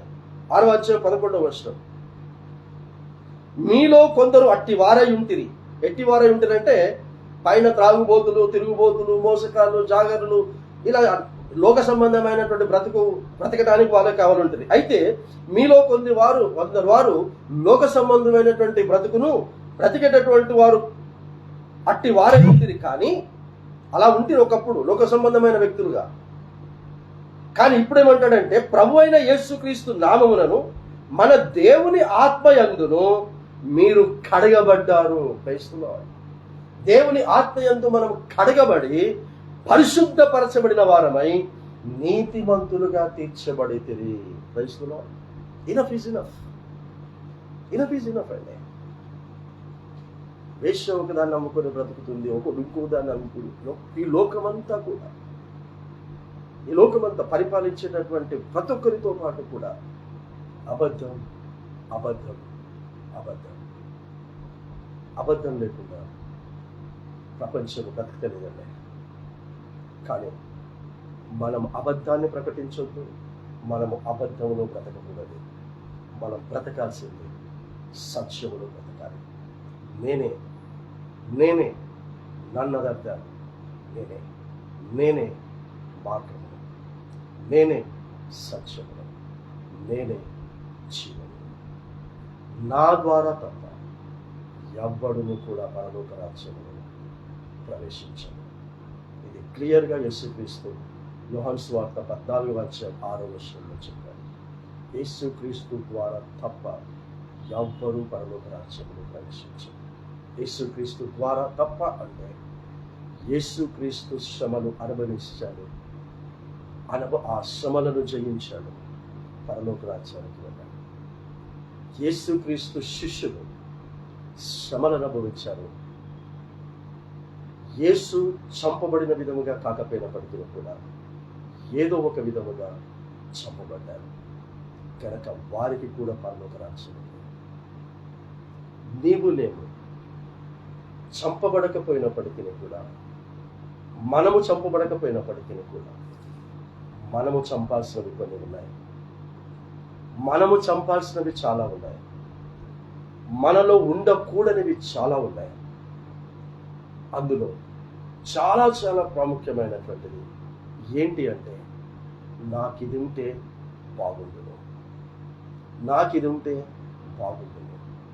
లేదు, నీకు ఏది ఉన్నా అందులో నువ్వు తృప్తిగానే ఉన్నావు. నీకు ఏది ఉన్నా దాంట్లో దేవుడు నీకు లోటు చేయలేదు. ఎందులో ఉన్నా హ్యాపీగా ఉన్నావు. లేనిది ఆశించవద్దు. నువ్వు ఆశించినది ఏది నీ జీవితంలోనికి వచ్చినా అది కాదన్నట్టు. కాబట్టి దేవుని ద్వారా, నీ ప్రయాసము ద్వారా, నీ కష్టము ద్వారా దేవుని చేత నీకు ఇవ్వబడిన ప్రతిదీ కూడా సంతోషముతో ఆనందిస్తూ అనుభవించాలి. అన్నిటికంటే ముఖ్యముగా దేవుని చేత మన జీవితాల్లోనికి పంపబడేది పరిశుద్ధాత్మ. నేను ఈ పరిశుద్ధాత్మ, ఈ వాగ్దానాన్ని పంపుచున్నానని 2024 సంవత్సరాలు అయిపోయింది. పంపాడు. పంపిన తర్వాత ఈరోజు నాకు 58 సంవత్సరాలు. నేను ప్రశ్నించుకోవాలి, యేసుక్రీస్తు పంపిన చదువు నా దగ్గర ఉంది, యేసుక్రీస్తు పంపిన భార్య ఉన్నది, యేసుక్రీస్తు పంపిన ఉద్యోగం ఉంది, యేసుక్రీస్తు పంపిన ఇల్లు ఉంది, యేసుక్రీస్తు పంపిన వాహనాలు ఉన్నాయి, యేసుక్రీస్తు పంపిన ధాన్యము ఉంది, యేసుక్రీస్తు పంపిన పరిశుద్ధాత్మ ఉన్నాడా? యేసుక్రీస్తు పంపిన ఇన్ని అనుభవిస్తున్నావు. యేసుక్రీస్తు పంపిన పరిశుద్ధాత్మ ఉంటే దేవుని యొక్క వాక్యమును ప్రకటించకుండా ఉండలేము. దేవుని యొక్క వాక్యమును ప్రకటించకుండా ఉండలేము. దేవుని చేత పంపబడిన తిండి తినకుండా ఎలా లేవు, దేవుడు పంపబడినటువంటి ఇంట్లో ఉండకుండా ఎలా లేవు, దేవుడు పంపబడిన ఉద్యోగమును చేసుకోకుండా ఎలా ఉండలేవు. దేవుని చేత పంపబడినటువంటి పరిశుద్ధాత్మ నీవు అనుభవిస్తున్నట్లయితే ప్రకటించకుండా ఉండలేవు. సో వాక్యమును క్రియలలో చూపించండి, క్రియలలో ప్రకటించండి, నోటితో ప్రకటించండి. ఏ సమయంలోనైనా యేసయ్య రానయ్యారు, ఏ సమయంలోనైనా రానయ్యారు. మనకు నార్మల్ డెత్ అని దేవుడు రాసి పెడితే నార్మల్ డెత్ లేదు, మనం హతసాక్షులుగా మరణించాలి అని అంటే అలా మరణించడానికైనా సిద్ధపడతాం. పౌలు చనిపోయినప్పుడు చనిపోతాడు అనంగా తిమోతికి చెప్పాడు, నేను మంచి పోరాటము పోరాడాను, నా పరుగును కడముట్టించాను, నా విశ్వాసమును కాపాడుకున్నాను, నా ఇల్లును కాపాడుకున్నాను, నా భార్య పిల్లలను కాపాడుకున్నాను, నా ఉద్యోగం కాదు, నా విశ్వాసమును నేను కాపాడుకున్నాను, కనుక నా కొరకు కిరీటం ఉంచబడింది అన్నాడు. అంతేకాదు, నాలాగా ఎవరెవరైతే బ్రతుకుతారో, నాలాగా ఎవరెవరైతే తీర్మానం తీసుకొని జీవిస్తారో వారికి కూడా ఈ కిరీటము ఉంచబడింది అని చెప్పాడు. తిమోతి గారికి చివరి రెండో పత్రిక చివరి మాటలు చెప్పాడు. దురదృష్టకరమైన విషయం, ఈరోజు ఎవ్వడు పడితే వాడు చనిపోయిన తర్వాత ఇది రాసుకుంటున్నాను, నేను మంచి పోరాటం పోరాడాను, నా పరువు కడముట్టించాను, నా విశ్వాసమును నేను కాపాడుకున్నాను, నా కొరకు కిరీటం ఉంచబడిందని ప్రతి జ్ఞాపకార్థ కూడికల్లో చూస్తున్నాను. మన రామ్కోట్ సిఎస్ఐ వెస్లీ చర్చ్ కూడా జ్ఞాపకార్థ కూడిక వెళ్ళాను, అక్కడ కూడా ఇదే రాశాను. కానీ ఆ వ్యక్తి చనిపోకముందు ఎవరికైతే తన భార్యగా ఉందో ఆ వ్యక్తి యొక్క తమ్మునికి వారిద్దరికి చెందాల్సినటువంటి ఇల్లు కొరకు పోట్లాడుతున్నారండి. ఆ తమ్ముడు ఇంట్లో ఒక పోర్షన్లో ఉండాలి, ఆ తమ్ముని కుటుంబం ఉండాలి, భార్య పిల్లలు. కానీ తమ్ముడు ఏమైపోయినా పర్వాలేదు, తమ్ముడి కుటుంబం ఏమైపోయినా పర్వాలేదు, ఎవరేమైపోయినా పర్వాలేదు, ఎలా బ్రతికినా పర్వాలేదు, కానీ మేము మాత్రం ఒక చక్కగా అందులో నుంచి ఒక పోర్షన్ మేము చేసేసుకొని మేము కట్టుకుంటాము, అందులో ఉంటామన్నారు. అలా చేసేసుకున్నారు, కట్టుకున్నారు కూడా. వీరు కట్టుకోవటానికి కూడా అవకాశం లేకుండా ఆ ప్లేస్ ఇచ్చేశారండి. ఇదా సహోదర ప్రేమ. సహోదర ప్రేమ నిలవరముగా ఉండనివ్వుడే. ఫిబ్రవరి రాష్ట్ర పత్రిక 13వ అధ్యాయం రాస్తారు, వివాహము అన్ని విషయములలో అందరిలో ఘనమైనది అని.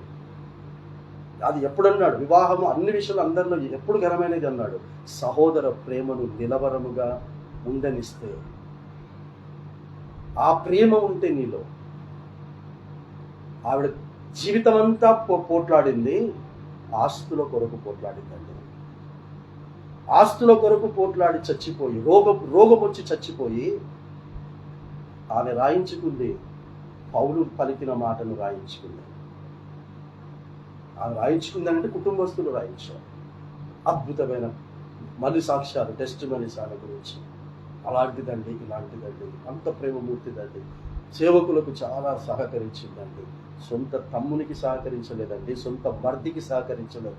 లైవ్లో వింటున్నారు, నాకు తెలుసు, అయినా చెప్తున్నాను. బుద్ధి తెచ్చుకోండి. కడవరి దినాల్లో ఉన్నాం, రాకడ దినాల్లో ఉన్నాం. లాక్కొని వాని దగ్గర నుంచి వీని దగ్గర నుంచి లాక్కొని ఏం తీసుకుపోతారండి? చచ్చిపోతే 6 అడుగులు సమాధి చేయబడుతుంది. ఈ దేవుడిచ్చినటువంటి ఆత్మ దేవుని దగ్గరికి పోవాలి. ఉన్నదానిలో తృప్తిగా ఉండండి, లేని దాని కొరకు ఆరాటపడకండి. నా గుప్పిలు ఎంతో అన్నే బియ్యం వస్తాయండి. నా గుప్పిలు ఎంతో అన్నే బియ్యం వస్తాయి. మా ఇంట్లో ఒక అతను బబ్లు, అతను అరచేయి చాలా వెడల్పుగా ఉంటుంది. ఎన్నోసార్లు అన్న ఇంత వెడల్పు చేయింది అని. అతడు బియ్యం పట్టుకున్నాడు. నేను వచ్చి బబ్లుకున్నటువంటి అన్ని బియ్యం నా చేతిలో కూడా ఉండాలని నా జీవితకాలం అంతా ప్రయాసపడ్డా కానీ అది రాదండి. నా అరచేతిలో ఎంత ఉంటుందో అంతే వస్తుంది. నా జీవితంలో దేవుడు నాకు ఎంత రాశాడో అదే నాది. నా కుటుంబం కొరకు ఎంత రాశాడో అదే నాది.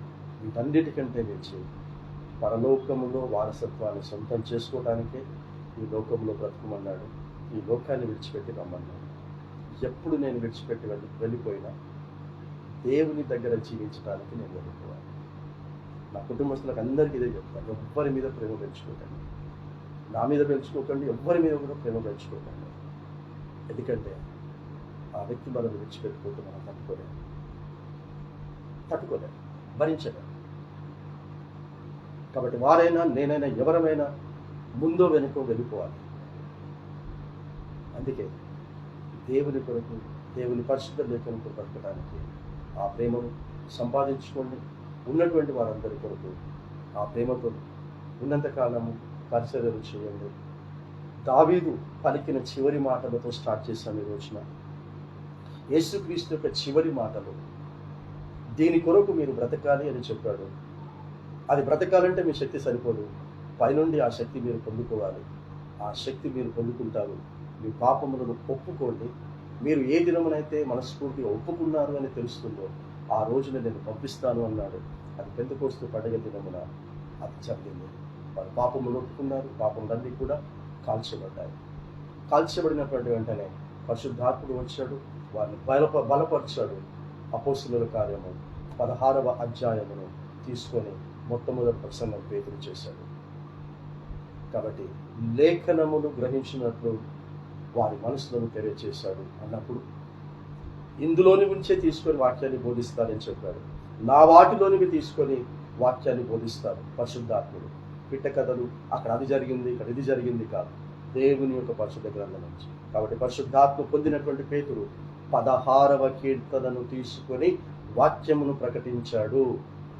3000 మంది, లక్షల మంది పండుగకు వస్తే 3000 మంది ఇష్టపడి కాదు, కష్టపడి మారు మనసు పొందుకున్నారు. హృదయమును నొచ్చుకొని ఇప్పుడు ఏం చేయాలి అని వారు బాప్తిసం పొందుకున్నారు. కాబట్టి మనలో మనస్సు మారాలి. ఆ మారిన మనస్సు ప్రభువు కొరకు మాత్రమే బ్రతికేటట్టుగా ఉండాలి. మిగతావన్నీ దేవుడు ఇస్తే అనుభవించాలి, రహస్య రాకడలో ఎత్తబడాలి. ఈ కొద్ది మాటలు మన వినికిడిలో దేవుడు దీవించి ఆశీర్వదించును కాక. పరిశుద్ధమైన దేవ, ఈ సమయంలో నాయన పరిశుద్ధాత్ముని యొక్క కాలములో మేము ఉన్నాము తండ్రి. తండ్రి కాలము ముగించబడింది, కుమారుని కాలము ముగించబడింది. పరిశుద్ధాత్ముని యొక్క కాలములో, తండ్రి కాలములో జరిగిన వాటిని, కుమారుని కాలములో జరిగిన వాటిని ఈ పరిశుద్ధాత్మని కాలములో మాకు వివరింపచేస్తాడు అని తెలియపరిచాడు. అలా వివరించి తెలియచేయబడుతున్నప్పుడు వినినను వినకపోయినను నా మీద తిరుగుబాటు చేస్తున్నటువంటి ప్రజల మధ్యలోనికి నేను నిన్ను పంపిస్తూ ఉన్నాను, వారికి నువ్వు ప్రకటన చెయ్యాలి అని మా మీద బాధ్యత పెట్టావు. కాబట్టి ఒకప్పుడు మేము వినినవారముగా, ఒకప్పుడు మేము వినని వారిగా ఉంటిమి. ఈ రోజున విన్నవారిగా చేసి ప్రకటించేవారిగా చేశావు నాయన, నీకు స్తోత్రం. కాబట్టి మేమందరం విని నీకు కోపమును పుట్టించేవారుగా కాక, మీ మాటలను విని నీ కోపమును తండ్రి ప్రభు చల్లార్చుకొని నీ సంపూర్ణమైన ప్రేమను, కృపను అనుభవించే వారిగా మమ్మల్ని బ్రతికింప చేయుమని ప్రార్థిస్తూ ఉన్నాం. నాటి అపోస్తలుల పత్రికలను చదువుకుంటున్నాం, వారి గొప్పతనాన్ని ప్రకటిస్తూ ఉన్నాం. కానీ వారు అనుభవించినటువంటి శ్రమలలో ఏ ఒక్కటి కూడా మాకు రాలేదు నాయన. వారు అనుభవించినటువంటి మహాభయంకరమైన శోధనలలో మాకు ఏ ఒక్కటి రాలేదు. అయినా మాకే ఎందుకు ఇన్ని శ్రమలు, మాకే ఎందుకు ఇన్ని కష్టాలు, మాకే ఎందుకు ఇన్ని అనారోగ్యాలు, మాకే ఎందుకు ఇన్ని ఆర్థిక ఇబ్బందులు అనుకుంటూ ఈ లోక సంబంధంగానే ప్రయాసపడుతున్నాం, ఈ లోక సంబంధంగానే కష్టపడుతున్నాం, అన్నీ ఈ లోక సంబంధంగానే. దయచేసి క్షమించి ఇక మీదట తండ్రి ప్రభు మేము మా కొరకు కాక, మేము మీ కొరకు పనిచేస్తూ మీరు బ్రతుకుమన్న విధంగా బ్రతుకుతూ సిద్ధంగా ఉండేటటువంటి యోగ్యతను మా అందరికీ మీరు కలగచేసి, మాకు లేని దాని కొరకు కలవరపడుతూ ఆందోళన చెందుతూ ఏడుస్తూ బ్రతకొద్దునాయన. మేము కలిగి ఉన్న దానిలో తృప్తిగా తండ్రి ప్రభు జీవిస్తూ నీ రహస్య రాకడకు అన్ని విధాలుగా సిద్ధపరచుకున్నాను.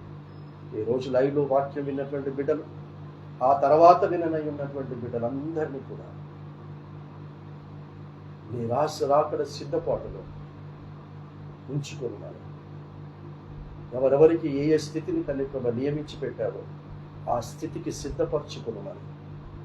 మరి విశేషముగా నీ ప్రియ బిడ్డ తండ్రి ప్రభు ఉద్యోగ స్థలములో అద్భుతాన్ని జరిగించుకొని అద్భుతమైనటువంటి వార్తను బిడ్డకు వినిపింప చేస్తూ ఉన్నందుకు, రిలీవ్ ఇస్తూ ఉన్నందుకు, చదువుకు తగినటువంటి ఆ సాఫ్ట్వేర్లో ఆ బిడ్డకు ఉద్యోగ ప్రవేశం కలగ చేయబోతున్నందుకు సకల ఆశలు కోరికలు నీ ఆశలు కోరికలుగా బిడ్డ పట్ల తీర్చి తన నమ్మకత్వానికి, తన యథార్థతకు, తన నిస్వార్థమునకు అద్భుతమైనటువంటి భవిష్యత్తును కుటుంబ సమేతముగా అనుభవించేటటువంటి కార్యమును కలగచేయండి. అటు పుట్టినింటి వారికి, ఇటు మెట్టినింటి వారికి ఆ బిడ్డ చేస్తూ ఉన్నటువంటి తల్లి యొక్క న్యాయబద్ధమైనటువంటి పరిచర్య కొరకు మీకు హృదయపూర్వకమైన స్తుతులు, స్తోత్రాలు చెల్లిస్తూ సమస్త విధమైనటువంటి ఘనత, మహిమ, ప్రభావం మీరే పొందుకున్నాను. యేసుక్రీస్తు నామమున తండ్రిని అతి వినయముగా బ్రతిమాలి వేడుకుంటున్నాము స్వామి. ఆమేన్. తండ్రికి, కుమారునికి, పరిశుద్ధాత్మనికి ప్రేమ, అన్యోన్య సహవాసం, సమాధానం, సకల దీవెనాశీర్వాదం మనకును, కుటుంబాలకును, భూమి మీద నివసించిన విశ్వాసులకును, సత్యరాజ్య సువార్త ప్రకటిస్తున్న ప్రతి అభిషిక్తునికి, అభిషిక్తురాలికి ఇప్పుడు ఎల్లప్పుడూ సదాకాలము తోడై నీడయుడును గాక. ఆమేన్. ప్రైజ్ లార్డ్ అండి. అందరికీ వందనాలు. God bless you all. Praise lord.